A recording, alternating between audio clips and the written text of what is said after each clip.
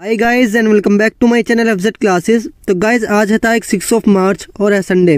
आज हम पूरे वीक के करंट अफेयर को रिवाइज करेंगे। तो चलिए शुरू करते हैं। पहला आर्टिकल है Russian space agency threats on ISS, यानी कि रशिया की जो स्पेस एजेंसी है उसने क्या किया है, धमकी दी है कि हम क्या करेंगे, यूएस के ऊपर आईएसएस को डाल देंगे। यूएस नहीं तो हम इंडिया या चाइना के ऊपर क्या करेंगे, इंटरनेशनल स्पेस स्टेशन को डाल देंगे। ये आर्टिकल द इंडियन एक्सप्रेस में भी एक्सप्लेन सेशन में आया था, यानी कि Russian space agency threat on international space station amid Ukraine crisis. आप जानते होंगे रशिया और यूक्रेन के क्या चल रहे हैं, अभी विवाद चल रहे हैं। इसको ऑन कौन करता है, इंटरनेशनल स्पेस स्टेशन क्या होता है और इसको ऑन कौन करता है, इसको समझते हैं। ये एक इंटर गवर्नमेंटल एग्रीमेंट है जो कि अलाउज करती है स्पेस स्टेशन को, स्पेस स्टेशन के पार्टनर को क्या करें, वो अपनी नेशनल जुरिस्डिक्शन को एक्सटेंड करें और elements they provide laboratories are assimilated to the territories of the partner states. अब इसके जो आर्टिकल 5 है इसका इंटर गवर्नमेंटल एग्रीमेंट का, ये कहता है कि इसको क्या करेंगी, 5 कंट्रीज क्या करेंगी, ऑन करेंगी, जिसमें आती हैं United state, Russia, European partners, Japan and Canada. इसको क्या करती हैं, लीगली रिस्पॉन्सिबल है इसको गवर्न यानी कि ऑन करने के लिए। अब जैसे हमारे पास इसरो है, ऐसी एक इंटरनेशनल स्पेस स्टेशन है जो कि एक क्या है, हैबिटेबल आर्टिफिशियल सैटेलाइट है। The single largest main made structure है जो कि लो के अर्थ ऑर्बिट में रहता है। अभी लो अर्थ ऑर्बिट क्या होता है और एक जियोसिंक्रोनस ऑर्बिट भी होता है। तो आप बता सकते हैं कि कितना डिस्टेंस होता है अर्थ का लो अर्थ ऑर्बिट से। It's first component was launched into an orbit in 1998। It circles in the earth is Rowley. ये क्या करता है, रफली 92 मिनट्स में एक सर्कल पूरा कर लेता है अर्थ का, जो कि कंप्लीट करता है 15.5 orbits per day. The ISS programme is an joint project है। 5 जैसे मैंने कंट्री बताया था उनकी एजेंसीज का ये जॉइंट प्रोजेक्ट है, जैसे कि यूएस में नासा है, यूएसए में क्या है, नासा है, और रेस्कोसमोस है रशिया, इस एजेंसी ने क्या कहा है, इस एजेंसी ने धमकी की है। और जाक्सा है जापान में, और ईएसए यूरोप में एंड सीएसए कनाडा में। ये क्या है, एजेंसी है जो इसको क्या करती हैं, गवर्न करती हैं इंटरनेशनल स्पेस स्टेशन को। अब समझते हैं कि ये होता क्या है। तो it serves as an micro gravity and space environment. इसमें क्या होगा, हम अपने स्पेस से अपने इन्वायरमेंट को देख सकेंगे, रिसर्च करेंगे उन पर, और यहाँ पर हमारे क्रू मेंबर्स भी रह सकते हैं और वहाँ पर एक्सपेरिमेंट भी कर सकते हैं। Biology, physics, astronomy, meteorology and other fields में भी क्या कर सकते हैं, एक्सपेरिमेंट कर सकते हैं। Continuous presence at ISS has resulted in the longest continuous human presence in the low Earth orbit। यानी कि ये सबसे बड़ा इंटरनेशनल स्पेस स्टेशन है जिसमें क्या कर रहे हैं, अभी बहुत दिनों से क्या कर रहे हैं, ह्यूमन का प्रेजेंस देखने को मिला है लो अर्थ ऑर्बिट में, यानी कि क्रू मेंबर वहाँ पर एक्सपेरिमेंट करने को देखने को मिले हैं। ये कब तक ऑपरेट होगा, 2030 में क्या करेंगे, हम इसको गिरा देंगे। यहाँ पैसिफिक ओशन में एक पॉइंट है नेमो, उसमें क्या करेंगे, हम इसको गिरा देंगे क्योंकि ये 2030 तक ही सिर्फ ऑपरेट रहेगा। नैनो से ऊपर आपको दूसियन आइसलैंड, ईस्टर्न आइसलैंड, कंसेप्शन, यानी कि ये बहुत बड़ी जगह है, इसमें क्या होगा, ये आराम से गिर जाएगा। वेलिंगटन आपको, न्यूजीलैंड आपको साइड में देखने को मिलेगा। पैसिफिक ओशियन में नेमो पॉइंट में हम इसको क्या करेंगे, गिरा देंगे। देख सकते हैं आप, ये इंटरनेशनल स्पेस स्टेशन है। यहाँ पर क्रू मेंबर, ये एक फुटबॉल के फील्ड के बराबर है, यानी कि इतना बड़ा है। वहाँ पर क्रू मेंबर जा सकते हैं और वहाँ पर क्या कर सकते हैं, एक्सपेरिमेंट कर सकते हैं अपनी अपनी कंट्रीज़ के। अदर स्पेस स्टेशन कौन कौन से हैं, the only space station currently in earth orbit वही है, international space station. The ISS is backed by the US, जैसे मैंने बताया रशिया, यूरोप, जापान और कनाडा इसको गवर्न करते हैं। लेकिन चाइना के बाद क्या है, चाइना के पास अपने खुद के क्या है, इंटरनेशनल स्पेस स्टेशन है खुद के, जिसका नाम है त्यांगोंग फर्स्ट और त्यांगोंग सेकंड, जो उसके ट्रायल स्टेशन पर चल रहे हैं अब भी। तो गाइज आई होप आपको आर्टिकल अच्छा लगा हो, यानी कि आपको समझ में आया होगा। तो नेक्स्ट आर्टिकल है स्विफ्ट बैंक। स्विफ्ट, अभी इसके बारे में हम सब जानेंगे स्विफ्ट क्या होता है। ये स्विफ्ट कार नहीं है, बल्कि ये स्विफ्ट क्या है, एक इंटरनेशनल फाइनेंशियल ट्रांजेक्शन है। ये आर्टिकल इंडियन एक्सप्रेस में भी आया था एक्सप्लेन सेशन में। What is Swift, what setting Russia out of its means, यानी कि रशिया को भी यूक्रेन और रशिया का क्राइसिस चला है, उसमें स्विफ्ट में क्या कर दिया है, रशिया को बैन कर दिया है। तो स्विफ्ट की फुल फॉर्म क्या है, society for world wide interbank financial telecommunication. Swift क्या करता है, एक ट्रस्टेड मैसेजिंग प्लेटफॉर्म है जो कि प्रोवाइड कराता है एक इंटरनेशनल फाइनेंशियल आपको ट्रांजेक्शन देखने को मिलेगी। इसमें क्या होती है, इंफॉर्मेशन एक्सचेंज होती है, global monetary transaction such as money transfer. अब जैसे समझते हैं, अब कोई अगर देश है तो बहुत सारे देश मिलकर क्या बनाया है, बहुत सारे देशों ने मिलकर एक स्विफ्ट बनाया है, यानी कि उनमें क्या होगा, व्यापार होगा। व्यापार कैसा होगा, जैसे इंडिया है तो इंडिया का क्या होगा, रशिया के साथ व्यापार होगा, और जो रशिया के साथ जो व्यापार होगा वो क्या होगा, एक स्विफ्ट कोड से होगा। जैसे हमारे इंडिया में तो चलता है कि बस एक कोड आया IFSC कोड, वो बहुत ज़रूरी होता है, उससे क्या होता है, व्यापार होता है। लेकिन जो इंटरनेशनली अब व्यापार होगा वो सिर्फ स्विफ्ट कोड से होगा। तो अब क्या होगा, रशिया के पास तो स्विफ्ट कोड से क्या कर दिया, रशिया को स्विफ्ट से बैन कर दिया। तो अब रशिया क्या करेगा, कोई भी व्यापार नहीं कर पाएगा किसी भी कंट्री के साथ। स्विफ्ट में क्या होता है, 11,000 बैंक आते हैं, 200 कंट्रीज में क्या करती हैं, काम करती हैं। ये मोस्ट ऑफ द वर्ल्ड और trade takes place with the financial message passing through SWIFT, यानी कि बहुत सारे ट्रेड क्या होते हैं, स्विफ्ट के माध्यम से होते हैं। इसको एस्टेब्लिश किया था 1973 में, और ये इसका हेडक्वार्टर क्या है, बेल्जियम में। सिर्फ इसका हेडक्वार्टर, यानी कि सिर्फ इसका हेडक्वार्टर बेल्जियम में। 200 कंट्रीज को क्या करती हैं, ओन करती हैं। It is overseen by the central bank from 11 industries countries, इसको गवर्न करती हैं, जैसे Canada, France, Germany, Italy, Japan, Netherland, Sweden, Switzerland, the United kingdom and the United State, और बीसाइड्स क्या है, बेल्जियम भी इसको क्या करता है, गवर्न करता है। इंडिया एक फाइनेंशियल सिस्टम है इसका, स्विफ्ट का। पहले क्या था, स्विफ्ट से पहले क्या काम करता था, कौन सी एजेंसी, कौन सी बॉडी स्विफ्ट से पहले काम करती थी, तो स्विफ्ट से पहले क्या काम करता था, टेलेक्स। स्विफ्ट से पहले टेलेक्स काम करता था, लेकिन उसकी क्या थी, डिसकंटिन्यूड था, वो लो स्पीड थी, उसकी सिक्योरिटी अच्छी नहीं थी, उसको लेकर क्या थे, बहुत सारे कंसर्न थे, इसलिए क्या लाया गया है, स्विफ्ट लाया गया। अब जब रशिया को स्विफ्ट से बाहर निकाल दिया गया तो रशिया का इस पर इम्पैक्ट क्या पड़ेगा, तो रशिया एक हैवीली रिलियंट है स्विफ्ट पर, यानी कि स्विफ्ट पर क्या है, बहुत ज़्यादा डिपेंड है। प्लेटफॉर्म है फॉर इसकी नेचुरल रिसोर्सेज, क्योंकि बहुत सारे क्या होते हैं, नेचुरल रिसोर्सेज रशिया में प्रोड्यूस होते हैं, जैसे ऑयल और गैस एक्सपोर्ट्स। लेकिन जो यूरोपियन कंट्रीज़ हैं वो भी क्या है, बहुत सारी नेचुरल गैस पे, किस पे, रशिया पर डिपेंडेंट है। अब क्या होगा, जब रशिया कोई ट्रेड ही नहीं कर पाएगा इंटरनेशनल, उसको स्विफ्ट से निकाल दिया तो क्या होगा, सब वेस्ट हो जाएगा। It will freeze the assets of Russia, क्या करेगा, रशिया के जो सेंट्रल बैंक में पैसे पड़े हुए हैं, यानी कि जैसे मैं गाइस बताऊँ एग्जाम्पल्स है, इंडिया है तो इंडिया के पास भी क्या है, बहुत सारे US डॉलर्स हैं, यानी कि फॉरेक्स रिजर्व्स होता है हमारे सबके पास। सब कंट्रीज़ के पास क्या होता है, फॉरेक्स रिजर्व होता है, जिससे क्या हो सके, हम ट्रेड कर सके। लेकिन रशिया के पास जो फॉरेक्स रिजर्व है, जब वो किससे ट्रेड नहीं कर पाएगा तो फॉरेक्स रिजर्व को कहाँ रखेगा, तो उसके फॉरेक्स रिजर्व क्या होंगे, फ्रीज हो जाएंगे। Using its war chest referring to its forex reserve, there is going to be an catastrophe on the Russian currency market. इससे क्या होगा, रशिया की करेंसी मार्केट जो है, रशिया की मार्केट गिर जाएगी। इससे पहले क्या था, ओनली वन कंट्री क्या करती थी, स्विफ्ट से हटाई थी। सबसे पहले जो स्विफ्ट से कौन सी कंट्री हटाई थी, वो थी ईरान। ईरान को सबसे पहले हटाया था, फिर क्या हुआ, अब रशिया को स्विफ्ट से हटाया गया। लेकिन रशिया का इसमें स्टैंड क्या है, रशिया इसके लिए, इससे बचने के लिए क्या करेगा, तो रशिया ने कह दिया कि कोई दिक्कत नहीं है, हटा दो। मैं रशिया वर्क करता है, अल्टरनेटिव रशिया ने बना लिया, यानी स्विफ्ट से भी अल्टरनेटिव क्या, हम क्या करेंगे, SPFS से क्या करेंगे, अब ट्रेड करेंगे, system for transfer of financial message. क्योंकि आप जानते होंगे रशिया और चाइना के क्या है, रिलेशन बहुत अच्छे हैं, और चाइना क्या है, एक बिग ह्यूज मार्केट है, तो उससे क्या करेगा रशिया, SPFS से उससे ट्रेड कर लेगा।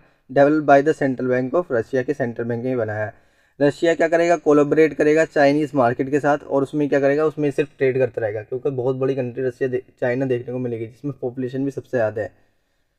तो गाइस नेक्स्ट आर्टिकल है इंडियाज़ व्हीट एक्सपोर्ट। ये आर्टिकल बहुत इंपॉर्टेंट है, द हिंदू में भी आया था ये, इकोनॉमी से आप इसको रिलेट कर सकते हैं। रशिया यूक्रेन क्राइसिस में give India opportunity to export more wheat, समझते हैं इसको।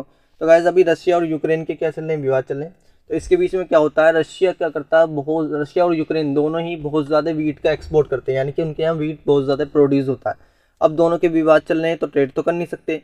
तो इंडिया के पास क्या है, अपॉर्चुनिटी, इंडिया भी व्हीट को बहुत ज़्यादा प्रोड्यूस करता है। इंडिया के पास क्या है, अपॉर्चुनिटी है कि जिन कंट्रीज़ को रशिया और यूक्रेन क्या कर रहे थे, एक्सपोर्ट कर रहे थे, अब इंडिया क्या कर सकता है, उनको एक्सपोर्ट कर सकता है।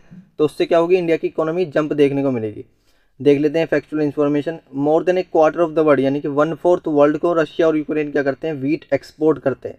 रशिया एक वर्ल्ड लार्जेस्ट एक्सपोर्टर है व्हीट का, यानी कि सबसे बड़ा एक्सपोर्टर है रशिया व्हीट का, accounting for more than 18% of the international export Russia ही करता है व्हीट का। 2019 में बताया गया था रशिया और यूक्रेन ने दोनों ने एक्सपोर्ट कितना करा है व्हीट का, एक क्वार्टर में 25.4% of the world's wheat. The top 5 countries जो प्रोड्यूस करती हैं और एक्सपोर्ट भी करती हैं किस चीज़ को, व्हीट को, वो है रशिया सबसे पहले आता है, फिर US, फिर कनाडा, फिर फ्रांस और यूक्रेन भी इसमें आता है। इजिप्ट, अब हमने देख तो लिया कि एक्सपोर्ट सबसे ज़्यादा कौन करता है, रशिया यूक्रेन। अब इंपोर्ट देख लेते हैं, इंपोर्ट सबसे ज़्यादा कौन करता है, तो Egypt is the world biggest importer है व्हीट का, सबसे ज़्यादा इंपोर्ट करता है इजिप्ट व्हीट को। Turkey is also a big spender, यानी कि टर्की भी क्या करता है, रशिया और यूक्रेन से बहुत ज़्यादा वीट लेता है, जो कि 74% of imports coming from those two countries. 2019 में अनुमान लगाया गया था कि 74% वीट क्या हुआ है, रशिया और यूक्रेन से आया है। किसका? तुर्की का। इंडिया भी क्या है, एक सेकंड लार्जेस्ट प्रोड्यूसर है किस चीज़ का? वीट का, with A share of around 13.5% of the world total population. लेकिन गाइज हम जितना प्रोड्यूस करते हैं उससे ज़्यादा क्या कर लेते हैं, कंज्यूम कर लेते हैं। इंडिया प्रोड्यूस करता है कितना? 107.59 metric ton of wheat annually, यानी कि per year, while a major chunk of its goes towards domestic consumption, यानी कि हमारे यहाँ पॉपुलेशन बहुत है तो इसको क्या कर लेते हैं हम, कंजप्शन ज़्यादा कर लेते हैं, जबकि एक्सपोर्ट करना चाहिए, जबकि हम एक्सपोर्ट नहीं करते। India is account for even less than 1%, सिर्फ हम एक्सपोर्ट करते हैं पूरे वर्ल्ड में अपना wheat. However share has increase from 0.14% से क्या हुआ है, शेयर थोड़ा इंक्रीज हुआ है, 0.54% हुआ है 2020 तक। लेकिन ये क्या है, बहुत कम है। हम एक्सपोर्ट नहीं करते वीट को, एक्सपोर्ट करेंगे तो जीडीपी अच्छी होगी, लेकिन हमारे यहाँ हमारे लोग फिर खाएंगे क्या? वीट रिलेटेड इन्फॉर्मेशन कुछ देख लेते हैं। ये एक second most important cereal crop है जो इंडिया में क्या होती है, सबसे ज़्यादा खाई जाती है चावल के बाद। It is the main food crop है ये northern western part of the country की। वीट एक रबी क्रॉप है, ये भी क्वेश्चन बन सकता है। वीट क्या है? एक रबी क्रॉप है जिसको क्या हुआ है, एक कूल ग्रोइंग सीजन की ज़रूरत है और ब्राइट सनलाइट की इसको क्या है, सनशाइन की इसको ज़रूरत है। Success of the green revolution contributing to the growth of rabi crop specially wheat, यानी कि ग्रीन रिवोल्यूशन जब चला था तो सबसे क्या हुई थी, सबसे ज़्यादा रबी क्रॉप बढ़ी थी, जिसमें क्या होता है, स्पेशली वीट भी बढ़ा था। इंडिया के पास कौन कौन सी एजेंसी है तो इसको ओन करती हैं वीट को? Macro management board of an agriculture, national food security mission and राष्ट्रीय कृषि विकास योजना, आरपीएफ गवर्नमेंट इनिशिएटिव, जो सपोर्ट करती है किस चीज़ को, वीट की कल्टीवेशन को। अब देख लेते हैं वीट कहाँ कहाँ पर कल्टीवेट हो सकता है। जहाँ पर टेम्परेचर 10 से 15 के बीच में हो वहाँ पर वीट कल्टीवेट हो सकता है। ब्राइट सनलाइट हो, रेनफॉल वहाँ की कितनी हो, 75 to 100 सेंटीमीटर हो। सोइल टाइप वहाँ का कैसा हो, सोइल टाइप वहाँ का आयोमी हो, यानी कि गंगा सतलज का प्लेन हो। Black soil region of the Deccan हो। Top wheat producing state India में कौन कौन से हैं? उत्तर प्रदेश, पंजाब, मध्य प्रदेश, हरियाणा, राजस्थान। इंडिया एक सेकंड लार्जेस्ट प्रोड्यूसर है वीट का, लेकिन चाइना उससे भी ज़्यादा प्रोड्यूस करता है, चाइना फर्स्ट पर है। This the second most important cereal crop है जो हमारे यहाँ क्या होती है, खाई जाती है। सक्सेस ऑफ ग्रीन रिवोल्यूशन, अभी जैसे मैंने बताया तो वीट उसमें सबसे ज़्यादा बढ़ा है। Macro management mode of in agriculture, national food security mission और राष्ट्रीय किसान विकास, ये सब योजनाएं जो क्या करती हैं, वीट को बहुत ज़्यादा बढ़ावा देती हैं। Hi guys and welcome back to my channel object classes. तो गाइस आज है तारीख 1 मार्च और है ट्यूसडे। आज की तारीख से कुछ इंपॉर्टेंट करंट अफेयर की न्यूज़ को एनालाइज करेंगे। तो चलिए शुरू करते हैं। पहला आर्टिकल है चेरनोबिल डिजास्टर। गाइस ये आर्टिकल बहुत इंपॉर्टेंट है क्योंकि अभी आपने न्यूज़ में सुना होगा रशिया और यूक्रेन की चल रहे हैं विवाद चल रहे हैं, जिसमें रशिया ने क्या करा है, चेरनोबिल जो न्यूक्लियर डिजास्टर यानी कि चेरनोबिल जो पावर प्लांट है उस पर क्या कर लिया है, यूक्रेन के कब्जा कर लिया है। ये दुनिया का सबसे भयानक परमाणु हादसा आपको देखने को मिलेगा। सेकंड पर आता है हिरोशिमा जो जापान में हुआ था। ये इंडियन एक्सप्रेस में भी आया था। Why did Russian troop seize control of Chernobyl nuclear disaster site. देख लेते हैं चेरनोबिल डिजास्टर क्या है। ये एक ट्रेजेडी देखने को मिलेगी जिसका क्या था, रिजल्ट था न्यूक्लियर एक्सीडेंट हुआ था 26 अप्रैल 1986 में। क्योंकि क्या हुआ था, रिएक्टर नंबर 4 जो चेरनोबिल न्यूक्लियर पावर प्लांट में था वो क्या हो गया था, फेल मार गया था। देख लेते हैं ये चेरनोबिल कहाँ है पावर प्लांट। ये बेलारूस आपको ऊपर में देखने को मिलेगा, रशिया आपको राइट में देखने को मिलेगा, यूक्रेन नीचे को देखने को मिलेगा। यूक्रेन और बेलारूस के बॉर्डर पे जो है ये क्या है, चेरनोबिल पावर प्लांट है। अब देख लेते हैं गाइस 1991 में क्या हुआ था, यूएसएसआर टूटा था। जब रशिया और यूएसएसआर यानी कि जो बहुत सारी कंट्री थी यूएसएसआर में वो क्या थी, बहुत बड़ी थी। अब देख लेते हैं क्या हुआ था। The town of the Pripyat in the Ukrainian SSR Ukrainian socialist republic, there are nearly 8.4 million people इससे क्या हुए थे, एक्सपोज हुए थे क्योंकि वह क्या हुई थी, पूरे में रेडिएशन फैल गई थी 3 नेशंस के लिए। It is said to have release 400 times more radiation थी इसमें, जो कि एटॉमिक बम हिरोशिमा में फेंका गया था उससे क्या थी, ज़्यादा इसमें रेडिएशन 400 टाइम्स थी। देख सकते हैं आप, ये कुछ फैक्चुअल इन्फॉर्मेशन है। चेरनोबिल डिजास्टर ये कब हुआ था, अप्रैल 1986 में हुआ था। इसके कारण क्या थे, न्यूक्लियर रिएक्टर मल फंक्शन यानी कि न्यूक्लियर रिएक्टर का अच्छा फंक्शन नहीं था, इस वजह से हुआ था। लोकेशन क्या है इसकी, चेरनोबिल यूक्रेन। अफेक्टेड कंट्रीज कौन सी हैं, Ukraine, Belarus, Russia. Main radioactive waste क्या था इसमें, iodine 131, caesium 137। Radioactive material settle down dust में और डेब्रिस में रेडियो एक्टिव मटेरियल फैल गया था। लेकिन लाइटर मटेरियल से क्या हुआ था, वो उड़ गया था बहुत सारी कंट्रीज़ में। देख लेते हैं चेरनोबिल डिज़ास्टर क्या है। ये एक प्लांट लोकेटेड है Pripyat which is a distance of 130 kilometre from Kyiv से आपको ये देखने को मिलेगा। पहले मैप में देख लेते हैं, ये यूक्रेन आपको नीचे देखने को मिलेगा, इससे 130 किलोमीटर एक क्या है प्रिपियट आपको देखने को मिलेगा। इसके साइड में क्या है चेरनोबिल न्यूक्लियर पावर प्लांट आपको देखने को मिलेगा। The reactor has now covered कर दिया गया है रिएक्टर को प्रोटेक्टिव डिवाइस से, किससे क्या हो सके रेडिएशन से हम प्रिवेंट रह सकें। एंटायर प्लांट क्या कर दिया है, एंटायर प्लांट को डिसेबल कर दिया गया है। After the Chernobyl disaster 18 million Soviet rebels व रिक्वायर्ड बुलाए गए थे, किस लिए कि हम इन्वायरमेंट को क्या कर सकें फ्री बना सकें न्यूक्लियर रेडिएशन से। आफ्टर एक्सप्लोशन रेडिएशन कितने एरिया में फैला था 2600 स्क्वायर किलोमीटर तक। अकॉर्डिंग टू साइंटिस्ट का अनुसार क्या है कोई भी इंसान यहाँ पर अगले 24 साल तक नहीं रह सकता। इसको storage centre for nuclear waste भी कहते हैं। रशिया इस पर क्यों कैप्चर करना चाहता है, इसको मैप से समझते हैं। गाइज ऊपर आपको बेलारूस देखने को मिलेगा, नीचे यूक्रेन देखने को मिलेगा, राइट में आपको रशिया देखने को मिलेगा। जब रशिया बेलारूस में आएगा तो बेलारूस के जरिए क्या होगा, रशिया कीव यानी कि यूक्रेन की जो कैपिटल है उस पर अच्छे से कब्जा कर लेगा। यानी कि जो एक ये सेंट्रल ये आपको देखने को मिलेगा, यानी कि आपको ये चेरनोबिल न्यूक्लियर प्लांट जो देखने को मिलेगा, इसके थ्रू रशिया क्या होगा यूक्रेन की कैपिटल में घुस जाएगा, जिससे क्या होगा पूरा कब्जा आपको यूक्रेन में देखने को मिलेगा रशिया का। ये एक शॉर्टेस्ट रूट है कीव में पहुंचने का थ्रू बेलारूस। बेलारूस क्यों इजाज़त देगा इस चीज़ को रशिया को कि इससे क्या हो घुस जाओ, क्योंकि बेलारूस और रशिया आपको भाई भाई देखने को मिलेंगे, इनके रिलेशन बहुत अच्छे हैं। Through Belarus through however it is not very important from a military point of view से ज़्यादा इंपॉर्टेंट नहीं है, लेकिन फास्टेस्ट रूट है बेलारूस से कीव तक पहुँचने का। जस्ट 20 किलोमीटर है बेलारूस बॉर्डर से। आई होप आपको ये आर्टिकल समझ में आया होगा। तो नेक्स्ट आर्टिकल है एडिटिव मैन्युफैक्चरिंग। ये आर्टिकल इंडियन एक्सप्रेस में भी आया था। 3D मैन्युफैक्चरिंग पॉलिसी यानी कि हमारी गवर्नमेंट ने क्या कहा है कि टारगेट किया है 500 आइटम्स बनाएंगे 2025 तक। Ministry of electronics and information technology METY का एम से क्या करेंगे, हम इंक्रीज़ करेंगे इंडिया का शेयर ग्लोबल एडिटिव मैन्युफैक्चरिंग में 5% तक अगले 3 साल में, जिससे क्या होगी $1 बिलियन क्या हो गए हमारी GDP में इंक्रीज़ देखने को मिलेगा। समझते हैं एडिटिव मैन्युफैक्चरिंग क्या है। जैसे गाइस कोई कंप्यूटर पर ग्राफिक्स बनाते हैं तो ये तो हम वर्चुअल बनाते हैं, ये रियल में क्या होगा मशीन से लेयर बाय लेयर बन जाएगा।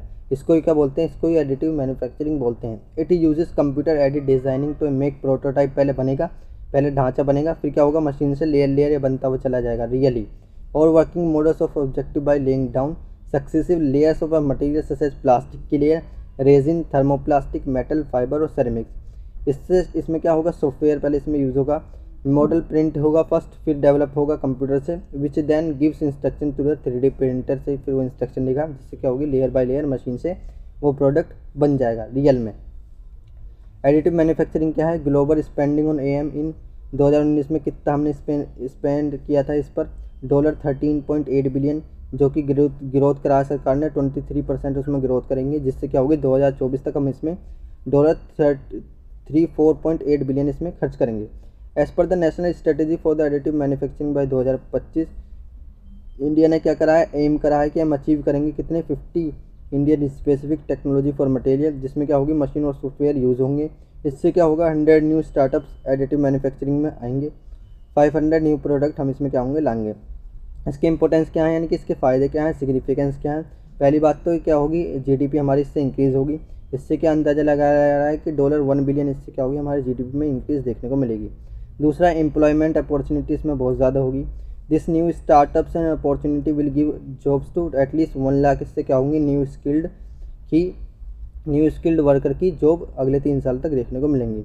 तीसरा क्या है, overcome technical and economic barriers. IT ministry क्या है इस चीज़ के लिए रेडी है, क्या करें वो 3D प्रिंटिंग का यूज़ करें और इस इंडस्ट्री को कर सकें बूस्ट कर सकें, जैसे US और चाइना ने कर रखा है।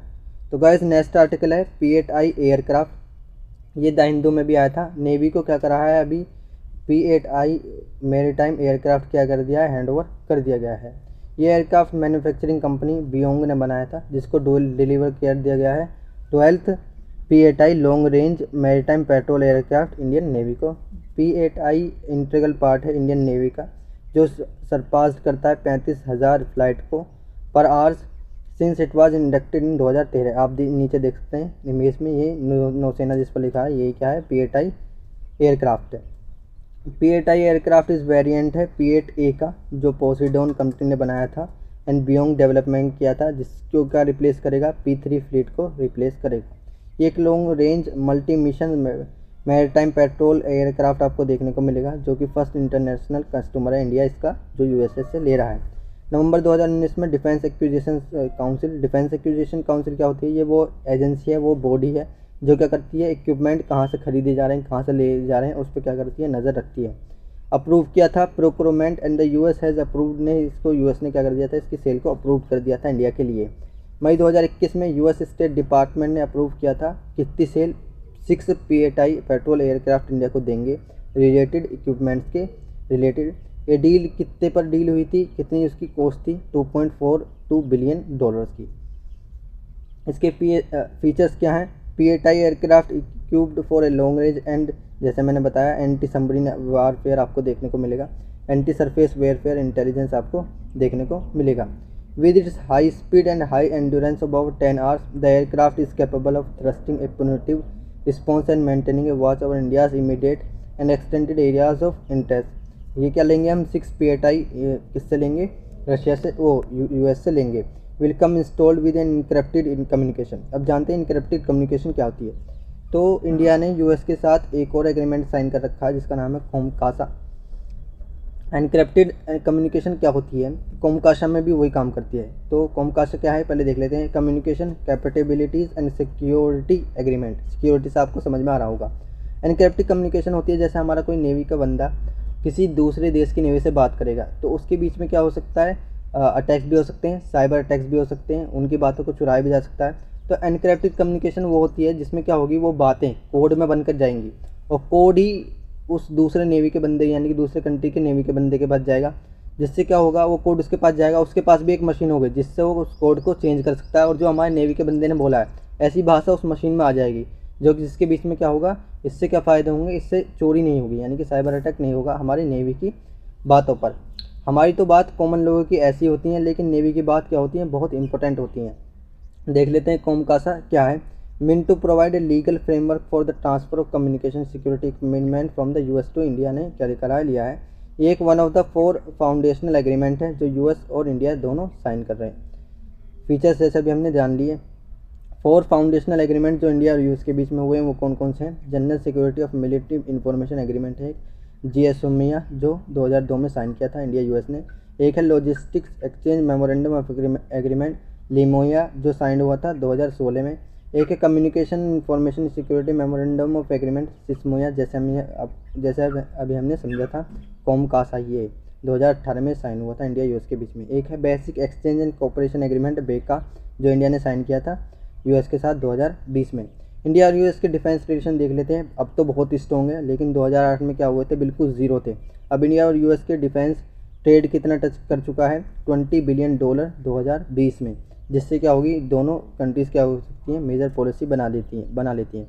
और ये दोनों ही कंट्रीज़ क्या हैं, इंडिया इंडो पैसिफिक रीजन में एक्टिव रहती हैं, जिससे क्या हो सके, चाइना के एग्रेशन को इंडो पैसिफिक रीजन में कम कर सके।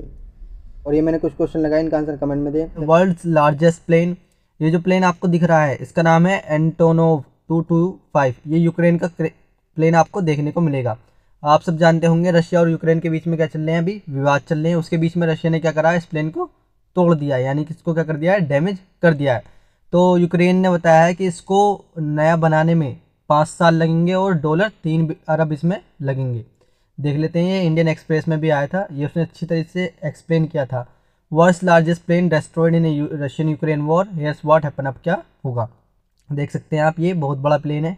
यूजुअली गाइस क्या होता है कि हर प्लेन में आगे पहिए लगे होते हैं और आगे ही लगे होते हैं पहिए, लेकिन इसमें क्या है, बीच में भी पहिए देख सकते हैं। इसमें क्या है, बहुत सारे पहिए लगे हुए हैं। इससे अंदाज़ा लगा सकते हैं कि ये कितना बड़ा प्लेन है और इसमें जेट, टर्बो जेट भी कितने सारे हैं। अब देख लेते हैं, नॉर्मल प्लेन जो होते हैं एयरबस, वो कितने होते हैं, 35 मीटर के होते हैं। लेकिन ये जो है एंटोनोव AN225, इसका नाम है मिरिया, ये 88.4 मीटर का है, 88.4 मीटर का, इतना बड़ा प्लेन है। और बोइंग होता है 68.7 मीटर, उससे भी ये बड़ा प्लेन देखने को मिलेगा, लेकिन यूजुअली 35 मीटर के प्लेन होते हैं। एंटोवो AN225 एक डिस्ट्रॉय कर दिया गया है, किस किस के बीच में, यूक्रेन और रशिया के अटैक के बीच में। Known formally as then Cossack इसको बोलते थे। In the North Atlantic Treaty Organization NATO में इसका यूक्रेनियन नेम क्या है इसका, मिरिया और द ड्रीम। और ऐसे ही फिर ये क्या आया था, फोटो भी आया था कि यूक्रेन का सपना टूट गया है, यानी कि यूक्रेन का प्लेन ये जो है जिसका नाम ड्रीम है वो टूट गया है। इसमें आपको 6 इंजन देखने को मिलेंगे, 84 मीटर का है एंटोवो NN225 एयरक्राफ्ट, इसको मिरिया भी बोलते हैं। इसके अंदर 32 व्हील्स हैं, लैंडिंग गियर्स हैं। First took to the sky से 1988 में सबसे पहले इसने उड़ान भरी थी। ये वर्ल्ड का लार्जेस्ट कार्गो एयरक्राफ्ट है। इसके बारे में कुछ फैक्ट जान लेते हैं। 84 मीटर यानी कि 276 फीट का है। ये दुनिया की अपनी तरह का इकलौता एयरक्राफ्ट है जो दुनिया में सबसे बड़ा है। यह 250 टन कार्गो को 850 किलोमीटर घंटे की रफ्तार से उड़ान भरकर ले जा सकता है। सोवियत एरोनॉटिकल्स प्रोग्राम के तहत बनाए गए इस विमान ने 1988 में पहली बार उड़ान भरी थी। गाइज आप जानते होंगे 1991 में क्या हुआ था, USSR टूटा था। जब क्या थी, ये बहुत सारी कंट्रीज थी, 15 कंट्री थी। इसके ऊपर क्या हो रही है, अभी रशिया और यूक्रेन में लड़ाई हो रही है। तो ये यूक्रेन ने नहीं बनाया, खाली इन सब कंट्रीज ने मिलकर ये प्लेन बनाया था और सबको कुछ कुछ दिया गया था। जब USSR टूटा था तो यूक्रेन को क्या मिल गया था, ये मिल गया था, मरिया यानी कि ड्रीम मिल गया था। देख लेते हैं, मिरिया ने 124 वर्ल्ड रिकॉर्ड और रफ्तार, ऊंचाई और वजन के अनुपात में ऊंचाई में 214 नेशनल रिकॉर्ड भी बनाए हैं। 2010 में N225 ने एयर ट्रांसपोर्टेशन के इतिहास में सबसे लंबा कार्गो आइटम लेकर उड़ान भरी थी। स्पेशल टेस्टिंग के लिए 42 मीटर लंबी 2 विंड टर्बाइन चीन से डेनमार्क तक डिलीवरी इसने करी है। देख लेते हैं इंडिया में इसकी कब लैंडिंग हुई थी। तो इंडिया में भी हाँ इसकी लैंडिंग हुई थी मई 2016 में हैदराबाद में शमशाबाद एयरपोर्ट पर इसकी लैंडिंग हुई थी, जब ये ऑस्ट्रेलिया से आ रहा था। और इसमें बहुत ज़्यादा इसने क्या करा है, इंपॉर्टेंट रोल प्ले किया है। किस चीज़ में, कोविड-19 में। इसने 100 ton of medicine, laboratory kits, medical mask and personal protective equipment in various machines across Europe, Canada और अफ्रीका में इसमें क्या करा है, बहुत ज़्यादा इसने अच्छा रोल दिखाया है कोविड-19 के दौरान। दैनिक भास्कर में भी आया था, जंग में तबाह हो गया दुनिया का सबसे बड़ा प्लेन। अब इसको क्या लगेंगे, $3 अरब इसको बनाने में लगेंगे और 5 साल इसको बनाने में लगेंगे। आई होप आपको आर्टिकल अच्छा लगा होगा, यानी कि समझ में आया होगा। नेक्स्ट आर्टिकल है IPCC रिपोर्ट, इसके बारे में जानेंगे। ये इंडियन एक्सप्रेस में भी आया था। रीडिंग न्यू क्लाइमेट रिपोर्ट, ये रिपोर्ट किस पर आती है, क्लाइमेट को, कंसर्न को देखकर ये रिपोर्ट आती है। IPCC क्या है, एक inter governmental panel on climate change है। ये एक इंटर गवर्नमेंटल बॉडी है यूनाइटेड नेशंस की, जो रिस्पॉन्सिबल होती है किस चीज़ को, नॉलेज देती है किस चीज़ की, ह्यूमन इन्वेस्ट कर रहा है किसके अंदर, क्लाइमेट चेंज के अंदर। ये स्टेब्लिश हुई थी 1988 में। आप उससे भी अंदाज़ा लगा सकते हैं 1988 में वर्ल्ड्स लार्जेस्ट प्लेन ने क्या भरी थी, उड़ान भी भरी थी। By the world meteorological organization WMO ने इसको क्या किया था, एस्टेब्लिश किया था, and United Nation environmental programme के साथ। इसका हेडक्वार्टर आपको जेनेवा स्विट्जरलैंड में देखने को मिलेगा। इसके अंदर 195 मेंबर्स है। इसका फंक्शन क्या है, बताना कि किस तरीके से क्लाइमेट चेंज बढ़ रहा है और फ्यूचर में हमारे लिए क्या है, क्लाइमेट चेंज से बहुत सारे रिस्क हैं, ये बताती है IPCC की रिपोर्ट। असेसमेंट कब हुआ था इसका, सबसे पहले ये कब आई थी, 1990 में आई थी। किस चीज़ को लेकर, इसने comprehensive evolution of the state of the earth climate बनाया था। इसकी every few years, about 7 years में क्या आती है, IPCC की रिपोर्ट आती है। 100 ऑफ एक्सपर्ट जाते हैं इसके अंदर, इन्फॉर्मेशन देते हैं किस चीज़ को लेकर के किस तरीके से हमारा क्लाइमेट चेंज हो रहा है, और हम अंडरस्टैंडिंग बना सकते हैं कि कैसे हम इसके लिए क्या है, रिस्पॉन्सिबल है। 4 सब्सिक्वेंट असेसमेंट रिपोर्ट आई है इसकी, 1000 ऑफ पेज की इसकी रिपोर्ट आती है, बहुत बड़ी रिपोर्ट देती है। 1995 में आई थी, 2001 में आई थी, 2007 में आई थी और 2015 में आई है और अब आई है। They have form the basic of the global response to the climate change. देख लेते हैं न्यूज़ में क्यों है। Intergovernmental panel on climate change ने बताया है कि इसने सेकंड पार्ट किया है, अपनी 6th असेसमेंट रिपोर्ट का सेकंड पार्ट रिलीज किया है अभी। This second part report is about climate change impacts, risk and vulnerabilities and adaptations options. किस तरीके से हम इसका, इसने क्या, ये सॉल्यूशन भी बताती है किस तरीके से हम उससे क्लाइमेट चेंज से बच सकते हैं, टैकल कर सकते हैं। The first part of this report आया था physical science of climate change 2021 में। इट हैंड वॉर्न, इसने वॉर्न किया था कि अगर 1.5 डिग्री सेल्सियस बढ़ा टेम्परेचर तो was likely to achieve before 2040 तक हम क्या होंगे, बिल्कुल चेंज हो जाएंगे। Third and final part of the report आई है which will took into the possibility of reducing emission. इससे क्या होगा, थर्ड और फाइनल रिपोर्ट में ये समझ सकते हैं, उम्मीद लगा सकते हैं कि एमिशन क्या हो, कम हो 2022 तक अप्रैल में। अब फाइंडिंग्स क्या है इस रिपोर्ट की, इसने सबसे पहले बताया कि किस तरीके से नेचुरल सिस्टम डिस्टर्ब हो रहा है, ह्यूमन बींग्स डिस्टर्ब हो रही है क्योंकि क्लाइमेट चेंज बहुत ज़्यादा बढ़ने को दिख रहा है। और 3.5 बिलियन पीपल और 45% of the global population were living in area highly vulnerable to a climate change. कितने सारे लोग क्या हो रहे हैं, बहुत सारे लोग रिस्क वाले एरिया में रह रहे हैं। The gap in adaptation was result of a lack of funds and political commitment, यानी कि ये सब क्यों हो रहा है, क्योंकि फंड नहीं है और पॉलिटिकल पार्टी इस पर कुछ बोलती नहीं है। They are feasible and effective adaptation option which could reduce the risk to peoples and nature. इसने फाउंड किया है कि क्लाइमेट चेंज का वेक्टर बोन और water borne disease climate change की वजह से बहुत ज़्यादा फैल रही है। किसके अंदर? सब ट्रॉपिकल रीजन ऑफ एशिया के अंदर मलेरिया डेंगू बहुत ज़्यादा फैल रहे हैं। It has also set that's related to circulatory respiratory diabetes infection disease बहुत ज़्यादा बढ़ रही हैं। Infant mortality are likely to increase with risk in temperature बढ़ रहा है इसकी वजह से। इंक्रीजिंग फ्रीक्वेंसी बहुत ज़्यादा वेदर आपको चेंज देखने को मिलेगा। हीट वेव्स बहुत ज़्यादा आ रही हैं, फ्लडिंग ड्राउट सूखा पड़ रहा है, ये सब क्लाइमेट चेंज की वजह से हो रहा है जिसने बताया। Global sea level will likely rise 44 से 76 सेंटीमीटर ग्लोबल सी लेवल बढ़ चुका है। इंडिया का स्पेसिफिक स्टडी क्या है इसके लिए? इसने बताया कि इंडिया क्या है, एक वल्नरेबल हॉटस्पॉट है जिसके अंदर क्या है, बहुत ज़्यादा सी लेवल बढ़ रहा है, फ्लडिंग आ रही हैं, बहुत ज़्यादा हाई रिस्क पर हीट वेव्स देखने को मिल रही हैं। मुंबई एक हाई रिस्क पर है, किसके? सी लेवल इसमें बहुत ज़्यादा राइज हो रहा है, फ्लडिंग इसमें कभी भी आ सकती है। Ahmedabad faces serious danger of heat waves, बहुत ज़्यादा अहमदाबाद में आ सकती हैं, ये IPCC ने बताया। Several cities include Chennai, Bhubaneswar and Orissa, Patna and Lucknow are approaching dangerous level of the heat and humidity. Urban क्या हो रहा है? इंडिया अर्बन की तरह बहुत ज़्यादा बढ़ रहा है, ये ग्रेटर रिस्क है क्योंकि 877 मिलियन 2050 तक क्या होगा, इंडिया अर्बन की तरफ बढ़ जाएगा। अब क्या है, 480 मिलियन है 2020 में। Currently urbanisation in the countries and 35% पे है अर्बनाइजेशन, अब 15 साल बाद क्या हो जाएगा, 40% पर हो जाएगा। At present wait bulb temperature India rarely exceed 31 degree Celsius. देख लेते हैं वेट बल्ब टेम्परेचर क्या होता है। ये कंबाइन होता है किस चीज़ को, हीट और नमी को देखकर इसका अंदाज़ा लगाया जाता है। A wet bulb temperature of 31 degree Celsius extremely dangerous for humans, जो अब इस टाइम पर हो रहा है, about 6 hours even for fit and healthy adult के लिए भी। तो नेक्स्ट आर्टिकल है इंटरनेशनल कोर्ट ऑफ जस्टिस। आज हम ICJ के बारे में पूरा एक्सप्लेन करेंगे, पूरा जानेंगे। न्यूज़ में क्यों है? क्योंकि अभी यूक्रेन ने क्या करी है, एक एप्लीकेशन फाइंड करी है, किसके अगेंस्ट? रशियन फेडरेशन के अगेंस्ट। किसमें? इंटरनेशनल कोर्ट ऑफ जस्टिस में। ये वर्ल्ड का क्या है, कोर्ट है। एप्लीकेशन क्या साइन करी है? एप्लीकेशन में क्या बताया, यूक्रेन ने बताया है कि रशियन फेडरेशन ने क्या किया है, ज़बरदस्ती जेनोसाइड फैला रहे हैं, यानी कि लोगों को मार रहे हैं और ऑकर्ड कर लिया है, कब्जा कर लिया है किस चीज़ पर, लुहांस्क और दोनेत्स्क पर, जो यूक्रेन में देखने को मिलेंगे। अभी ये न्यूज़ भी आई थी। ऑन द बेसिक यूनाइज उन्होंने क्या कर दिया है, लुहांस्क पीपल रिपब्लिक और दोनेत्स्क पीपल रिपब्लिक बना दिया है। Then declared and implemented special military operation भी वहाँ पर शुरू कर दिए हैं। देख सकते हैं आप, राइट में आपको लुहांस्क और दोनेत्स्क देखने को मिलेंगे, नीचे आपको साउथ में क्रीमिया देखने को मिलेगा, जो 2014 में क्या उसने कब्जा कर लिया था रशिया ने यूक्रेन में। इंटरनेशनल कोर्ट ऑफ जस्टिस के बारे में जान लेते हैं। ये एक प्रिंसिपल जुडिशरी ऑर्गन है यूनाइटेड नेशंस का। यूनाइटेड नेशन में 6 ऑर्गन है, आप कमेंट में बता सकते हैं अदर 5 कौन से हैं, ये उसमें से एक है। The international court of justice को क्या बोलते हैं, वर्ल्ड कोर्ट भी बोलते हैं, जैसे मैंने बताया। इसको एस्टेब्लिश किया था जून 1945 में by the charter of the United Nation begin. इसने वर्क कब शुरू कर दिया था, अप्रैल 1946 में। The seat of the court is at an peace place in the Hague, Netherlands में इसकी आपको सीट देखने को मिलेंगी। Of the 6 principal organ United State, और सबका हेडक्वार्टर कहाँ है, न्यूयॉर्क में, लेकिन इसका क्या है, सिर्फ नीदरलैंड में है, New York, United state of America.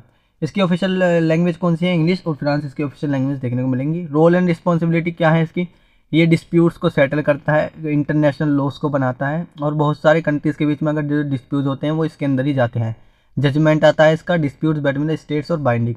Indian ICJ का रोल क्या है, 4 Indians have been members of ICJ के क्या हैं, 4 मेंबर आपको देखने को मिलेंगे। जस्टिन बलवीर भंडारी, फॉर्मर जज of the supreme court, have been served at the ICJ since 2012। Former chief justice of India RS Pathak for from 1989 से 1901 तक, and formal chief election commission of India Nagendra Singh भी 1973 से 1988 में इसमें थे। सिंह वॉज ऑल्सो प्रेसिडेंट भी थे सिंह इसके। कोर्ट फ्रॉम कहाँ से कब तक, 1985 से 88 तक, एंड वाइस प्रेसिडेंट फ्रॉम 1976 से 79 तक। Before him sir Benegal Rau, who was an adviser to the constituent assembly, was a member of ICJ from 1952 से 53 तक। Defence deliveries amidst Russia Ukraine war. आप सब जानते होंगे रशिया और यूक्रेन का वार बहुत दिनों से चल रहा है, उनके बीच में डिस्प्यूट्स बहुत दिनों से चल रहे हैं। तो इससे इंडिया के डिफेंस रिलेशंस पर क्या असर पड़ेगा, यानी कि इंडिया का डिफेंस कैसा चलेगा इससे, क्योंकि रशिया से भी इंडिया का डिफेंस रिलेशन बहुत अच्छा है और यूक्रेन से भी इंडिया का डिफेंस रिलेशन बहुत अच्छा है, क्योंकि बहुत सारे हथियार S-400 सिस्टम और बहुत सारे हथियार क्या करता है इंडिया रशिया और यूक्रेन से खरीदता है। आज हम सब जानेंगे क्या क्या इंडिया यूक्रेन के और इंडिया रशिया के रिलेशन है। ये द हिंदू से लिया गया है। India faces uncertainty our defence supply from Russia and Ukraine. और दूसरा क्या है, काटसा के सैंक्शन का भी हमेशा डर रहता है। न्यूज़ में क्यों है कि India faces uncertainty our time, क्योंकि बहुत सारे फ्यूचर में क्या करेंगे हम हथियार डिलीवर करेंगे, लेकिन दोनों के बीच में रशिया और यूक्रेन के बीच में क्राइसिस कर लेंगे। इस वजह से क्या है हमारे लिए टेंशन की बात है। Russia is the second largest arm exporter दिखेगा पूरे वर्ल्ड में यूनाइटेड स्टेट्स के बाद। 5 ईयर के पीरियड में 2016 के 2020 के पीरियड में अमेरिका का शेयर जो है ग्लोबल आर्म्स ट्रेड में 37% रहा है, compare to 20% of the Russia का क्या था 20% था। ये सिप्री की रिपोर्ट है, यानी कि सिप्री एक बेस्ट रिपोर्ट देता है, Stockholm International Peace Research Institute, which tracks the global arms trade and military expenditure. India का क्या है मेजर डिफेंस कोऑपरेशन है रशिया के साथ और एज वेल एज यूक्रेन के साथ भी। इंडिया रशिया के डिफेंस रिलेशन देख लेते हैं। पहले हम क्या थे, आज़ादी से पहले हम ब्रिटिश पर डिपेंड थे, यानी कि ब्रिटिशर्स पर हम डिपेंड थे। वेस्टर्न नेशंस पर, यानी कि जो वेस्टर्न कंट्रीज़ हैं उन पर क्या थे, हम डिपेंड थे। लेकिन 1970 के बाद हमने क्या करा, बहुत सारे वेपन्स इंपोर्ट किए हैं, बहुत सारे वेपन्स इंपोर्ट किए हैं बहुत सारी कंट्रीज से। जैसे USSR से हमने बहुत सारे वेपन क्या करे हैं, इंपोर्ट करें हैं। USSR आप जानते होंगे पहले बहुत बड़ा हुआ करता था, जिसमें रशिया भी आता था और 30 कंट्रीज भी आती थी। 1991 में वो टूट गया था। Its country largest defence exporter importer for decades when it come to the both basics and. हमने क्या करें, बेसिक से बेसिक वेपन्स हमने वेस्टर्न कंट्रीज से खरीदे थे पहले, लेकिन अब क्या है हम रशिया पर डिपेंड है। Russia has provided some of the most sensitive important weapons, जैसे सबमरीन हमें प्रोवाइड कराई हैं, aircraft carriers, tanks, guns, fighter jet and missile हमें क्या कराए हैं, रशिया ने अभी तक इंपोर्ट कराए हैं। For Russia India is the largest importer, जैसे and for the India Russia the largest exporter होगा ही। जब इंडिया क्या है रशिया का लार्जेस्ट इंपोर्टर है, तो रशिया क्या होगा उसका लार्जेस्ट एक्सपोर्टर है। बिटवीन 2000 से 2020 में रशिया ने 66.5% ऑफ इंडिया आर्म इंपोर्ट किया है, specially in the field of fighter jet, tanks, helicopters and submarines among other, while several major deals are in pipeline में भी हमारी डील्स हुई हैं रशिया के साथ। Russia has also been one of the most exporter of the fighter aircraft to India, including hundreds of Sukhoi and MiG jet। Russia ने क्या दिए हैं, हमें दिए हैं। India's missile program has been developed with a significant help from Russia और the Soviet early। हमने आप जानते होंगे ब्रह्मोस मिसाइल भी हमने क्या खरीदा है, रशिया से परचेज किया है। जैसे ये 2 रिवर से मिलकर बना है, एक तो इंडिया की रिवर है ब्रह्मपुत्र और एक मॉस्को जो कि रशिया की रिवर है, उस पर ही क्या रखा गया है, इसका नाम रखा गया है। Which India will begin exporting soon has been develop jointly by the Russia के द्वारा ही क्या करा गया है, ये बना गया है रशिया और इंडिया की मिलिट्री के द्वारा। The Indian आर्मीज main battle tank force is compose प्रोडोमिनेटली of Russian T-72 M1B 66% हमने इनसे परचेज किया है, एंड T-90S 30% हमने इनसे परचेज किया है रशिया से। The Indian air force 667 plan fighter ground attack FGA flat is 71% Russian origin है, 39% Su-30S, 22% MiG-21 और बहुत सारे हथियार हमने क्या करें और बहुत सारे टैंक्स रशिया से लिए हैं। अब देख लेते हैं रशिया ने हमें क्या क्या इंपोर्ट किया है। जैसे मैंने बताया JS2 kilo class submarines, Talwar Tabar class frigates and aircraft INS Vikramaditya हमने रशिया से लिया है। फ्यूचर में हमने क्या क्या प्रोजेक्ट रशिया को से लेंगे।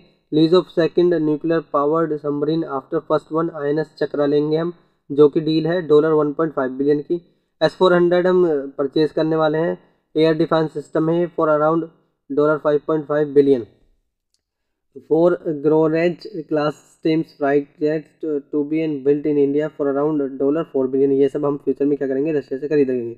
आप देख सकते हैं X-400 सिस्टम, ये अब हम परचेज करने वाले हैं रशिया से। लेकिन एक चीज़ का डर है कि क्या करें कि US सैंक्शन न लगा दे, काटसा के सैंक्शन न लगा दे, जिससे हमारा क्या हो और बहुत सारी कंट्रीज़ के साथ ट्रेड बंद हो जाए। क्योंकि रशिया पे क्या करा है, अभी सारी कंट्रीज ने वार तो चल रहा है, तो रशिया को क्रिटिसाइज करने के लिए सारी कंट्री ने क्या लगाए, सैंक्शन लगाए। तो हमें भी डर है कहीं इंडिया पे भी US सैंक्शन न लगा दे, जिससे क्या हो ट्रेड बंद हो जाए। क्योंकि हम S-400 सिस्टम क्या करेंगे, परचेज करेंगे रशिया से। देख सकते हैं अब तो हमने क्या करा, रशिया और इंडिया के रिलेशन देख लिए डिफेंस के मामले में। अब देखते हैं कि यूक्रेन और इंडिया के रिलेशन कैसे हैं। India has signed A separate deal with Ukraine for 8 Zoria Masproit gas turbine engine for the freight, and the engine gearbox and specialist support will cost around $50 million का होगा एक ship. India is also looking to receive the third Akula class nuclear attack submarine SSN भी हम क्या करेंगे 2025 तक इससे ले लेंगे यूक्रेन से। As for Ukraine it is an upgrading, हमारे बहुत सारे हथियार ये अपग्रेड करता है यूक्रेन। 132 ट्रांसपोर्ट एयरक्राफ्ट जो IAF under a deal finished in 2009 में जो फिनिश हुई थी उसको क्या करेगा, अपग्रेड करेगा। लेकिन अभी क्या कर रहा है कि अभी तो वार ही चल रहा है, उसके बीच में अपग्रेड नहीं कर पा रहा, उसमें क्या हो रहे हैं, थोड़े से डिले हो रहे हैं। एट एरो इंडिया इन फरवरी 2021 में यूक्रेन ने साइन किया थे 4 एग्रीमेंट $70 मिलियन के इंडिया के साथ। देख लेते हैं अगर सैंक्शन लग गए तो इंडिया पर, इसके डिफेंस पर, इंडिया के डिफेंस पर क्या फ़र्क पड़ेगा। पहले तो due to West sanctions India's military faces grim prospect of interrupted and delayed Russian defence kit supply, यानी कि अगर सैंक्शन लग गए तो उससे जो डिफेंस के जो हमारे हथियार हम रशिया से लेते हैं वो हम फिर ले नहीं पाएंगे। अभी तो S-400 सिस्टम भी रह रहा है जो हवा में क्या कर देता है, मिसाइल को उड़ा देता है, बहुत स्पेशली बहुत गुड है वो। Operational readings specially in the wake of an collective threat, क्योंकि हमें चाइना और पाकिस्तान से क्या है थ्रेट है, इसलिए हमें क्या करना पड़ेगा, रशिया से और यूक्रेन से अपने रिलेशन अच्छे बनाने पड़ेंगे। The sanction could seriously undermine, जैसे मैंने बताया ये ब्रह्मोस मिसाइल जो क्रूज मिसाइल है जो हमने एक्सपोर्ट के लिए भेजा है, $375 मिलियन की डील हुई थी फिलीपींस के लिए हम भेजेंगे, लेकिन अब वो भी डील क्या है खतरे में देखने को मिल रही है, क्योंकि रशिया नहीं भेजेगा तो हम कैसे फिलीपीन को भेजेंगे। In the past, tension between Russia and Ukraine had considerably delayed the modernizations of an A-32 transport fleet of an Indian Air Force। जैसे यूक्रेन भी हमारे हथियार क्या करेगा, डिले हो रहा है अपग्रेड करने में। The current crisis could also complete the cost waiver भी लग सकते हैं इंडिया पर, ये करंट क्राइसिस की बात है। अल्टरनेटिव चूज़ क्या है इंडिया के लिए, अगर रशिया ने भी सैंक्शन, अगर US ने भी सैंक्शन लगा दिए कि दोनों के ट्रेड हम नहीं कर सकते, तो अल्टरनेटिव क्या है, तो सबसे अच्छा तरीका है कि इंडिया क्या हो, सेल्फ डिपेंडेंट बन जाए, यानी कि इंडिजीनियसली अपने अंदर ही क्या करें, कंट्री के अंदर ही वेपन्स को प्रोड्यूस करें, ये सबसे अच्छा तरीका है, अल्टरनेटिव चूज़ है इंडिया के लिए। और द लास्ट फ्यू ईयर हम देख सकते हैं कि इंडिया क्या हुआ है, अपने पर थोड़ा सा डिपेंड देखने को मिला है। सिपरी की भी रिपोर्ट थी, इंडिया क्या हुआ है 2011 से 15 एंड 2016 से 20 में आर्म्स इंपोर्टर में थोड़ा सा डिक्रीज देखने को मिला है, यानी कि हम अपनी कंट्रीज में क्या कर रहे हैं, वेपन्स को बना रहे हैं। Russia was the largest arm supplier to India in both 2011 और 15, 2016 से 20 में क्या था, लार्जेस्ट आर्म सप्लायर था रशिया इंडिया को। However Russia deliveries dropped by 53%, Russia की डिलीवरीज थोड़ी सी ड्रॉप देखने को मिली है इंडिया की, यानी कि इंडिया में क्या कर रहा है, इंडिया खुद अपने वेपन्स बना रहा है। Overall drop in Indians arms import between 2011 से 2015, 2016 से 20 seems to be mainly due to incompletions and lengthy procurement process combined with attempts to reduce its dependence on Russian arms by diversifying its network of an arms supplier। यानी कि इस सब का निचोड़ यही है कि हम क्या कर रहे हैं, अपने कंट्रीज में ही वेपन्स को प्रोड्यूस कर रहे हैं धीरे धीरे। It is important for India to diversify its base. तो आई होप आपको आर्टिकल समझ में आया होगा। नेक्स्ट आर्टिकल है amendment to the 2002 flag code of India. आज हम इस आर्टिकल के बारे में सब कुछ जानेंगे कि फ्लैग सबसे पहले कब फहराया गया था, फ्लैग कोड ऑफ इंडिया 2002 क्या है। ये आर्टिकल इकोनॉमिक टाइम से लिया गया है। सेंट्रल ने क्या करा है, अभी अप्रूव कर दिया है कि हम क्या करेंगे, मैन्युफैक्चरिंग करेंगे और इंपोर्ट भी करेंगे machine made polyester national flag को। इसके ऊपर ये आर्टिकल आया है, क्योंकि गाइस पहले क्या होता था, हैंडमेड फ्लैग सिर्फ क्या थे, हैंडमेड फ्लैग ही बनते थे और उन पर ही क्या था, सेंट्रल का अप्रूवल था। लेकिन अब सेंट्रल ने कह दिया कि मशीन मेड भी क्या होंगे, पॉलिस्टर से नेशनल फ्लैग बन सकते हैं। उसके पीछे देखते हैं क्या हुआ है, क्यों ये सेंटर ने कहा है। मैन्युफैक्चरिंग भी कर सकते हैं और उसकी इंपोर्ट भी हम इसको कर सकते हैं। हिस्ट्री क्या है नेशनल फ्लैग की। नेशनल फ्लैग को सबसे पहले अडॉप्ट किया गया था किस कमेटी में, एक मीटिंग हुई थी, constituent assembly held on July 22, 1947 में एक मीटिंग हुई थी, तो उसके द्वारा यानी क्या करा गया था, इंडियन फ्लैग को अडॉप्ट किया गया था। First national flag which consist of 3 horizontal strips, यानी कि पहले जो था हमारा नेशनल फ्लैग अलग था, पहले रेड येलो और ग्रीन थी उसमें स्ट्रिप्स, अब तो ऑरेंज वाइट और ग्रीन है। Is set to been have been hoisting August 7, 1906 में सबसे पहले हमने क्या करा था, इसको अडॉप्ट किया था, जो सबसे पहले वाला फ्लैग था हमारा। कहाँ पर, Parsi Bagan square near lower circular road at in Kolkata में। लेटर इन 1921 में freedom fighter Pingali Venkayya meet Mahatma Gandhi, और उन्होंने क्या करा, एक ग्रीन बॉन्ड के बीच में ला दिया, 2 रेड्स के बीच में। After undergoing several changes the tricolour adopt किया था हमने कब, national flag at Congress committee meeting in Karachi 1931 में हमने क्या करा था, सबसे पहले अपना जो अब मॉडर्नाइजेशन में हमारा मॉडर्न में जो फ्लैग है उसको अडॉप्ट किया था। देख सकते हैं पहले आप 1906 में ऐसा था, वंदे मातरम लिखा आता था बीच में, फिर 1921 में ऐसा हुआ, फिर 1947 में हमारा फ्लैग अब जो है ऐसा है 1947 के बाद।